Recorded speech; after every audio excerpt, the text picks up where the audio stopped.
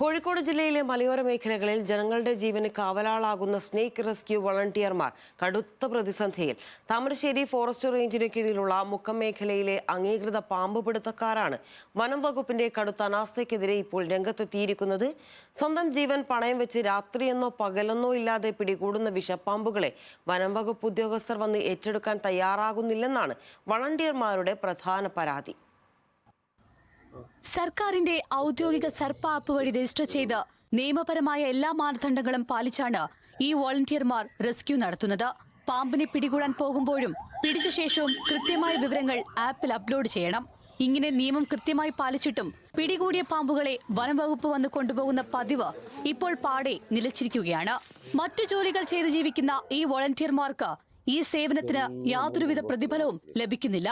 ഇതിനിടയിലാണ് പിടികൂടിയ പാമ്പുകളെ മുക്കത്തു നിന്നും 25 കിലോമീറ്ററിലധികം ദൂരമുള്ള താമരശ്ശേരി റേഞ്ച് ഓഫീസിൽ സ്വന്തം ചിലവിൽ എത്തിക്കേണ്ടി വരുന്ന ദുരവസ്ഥ. ജനവാസ മേഖലയിൽ ഇറങ്ങുന്ന പാമ്പുകൾ ഇത് മാത്രമല്ല, മൂർഖനെ പോലത്തെ പാമ്പുകളുണ്ട് ഇറങ്ങുന്നുണ്ട്. അപ്പോൾ ഇത് റെസ്ക്യൂ ചെയ്താൽ നമുക്ക് കൊണ്ടുപോയിടാൻ താമരശ്ശേരി പോലത്തെ ഫോറസ്റ്റ് ഓഫീസുകളുണ്ട്.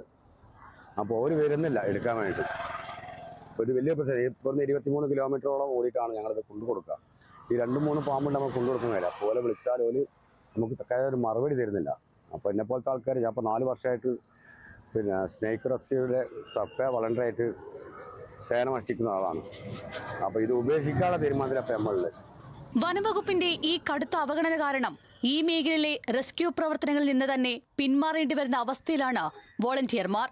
മലയോര മേഖലകളിൽ ജനവാസ കേന്ദ്രങ്ങളിൽ പാമ്പുകൾ ഇറങ്ങുന്നത് പതിവായ സാഹചര്യത്തിൽ അധികാരികളുടെ ഈ അനാസ്ഥ വരും ദിവസങ്ങളിൽ വലിയ അപകടങ്ങൾക്ക് കാരണമായേക്കാം.